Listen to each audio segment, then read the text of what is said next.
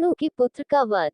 शिव पुराण के अनुसार अमृत मंथन के दौरान समुद्र से निकले अमृत को धारण करने के लिए देवताओं और दानवों के बीच भीषण युद्ध हुआ। इस पर विराम लगाने के लिए भगवान विष्णु मोहिनी का रूप ले पहुंचे। दानवों ने जब मोहिनी का इतना सुंदर रूप देखा तो वह उस पर मोहित हो उठे। मोहिनी का रूप बनाए हुए भगवान विष्णु ने दानवों को छल से अमृत का पान करने से रोक लिया। इससे दुखी होकर दानव फिर से देवताओं के साथ युद्ध करने लगे, लेकिन उनकी एक न चली। अपनी हार देखते हुए देवता पाताल लोक की ओर चले गए। श्री विष्णु ने वहां भी उनका पीछा किया।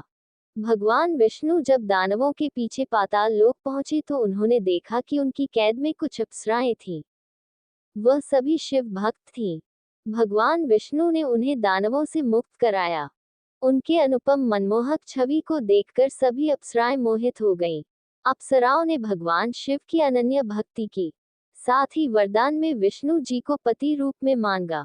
भोलेनाथ ने माया रची और भगवान विष्णु को उनका पति बना दिया। कथा के अनुसार विवाह के बाद कुछ दिनों तक भगवान विष्णु पाताल लोक में ही रुके।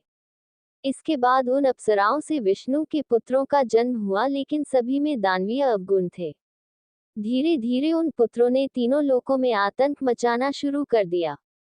देवता मनुष्य सभी परेशान होकर भोलेनाथ की शरण में पहुंचे।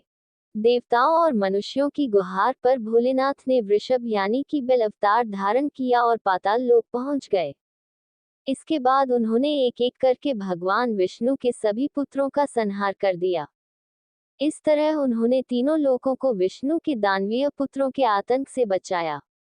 शिव पुराण की कथा के अनुसार जैसे ही भगवान विष्णु को वृषभ द्वारा अपने पुत्रों के संहार की खबर मिली तो वह अत्यंत क्रोधित हो गए। क्रोध में ही वह वृषभ से लड़ने पहुंच गए, लेकिन दोनों ही देवता थे तो लड़ाई का अंत नहीं हो रहा था। तब अप्सराओं ने भगवान शिव से विष्णु जी को उनके वरदान से मुक्त करने की प्रार्थना की।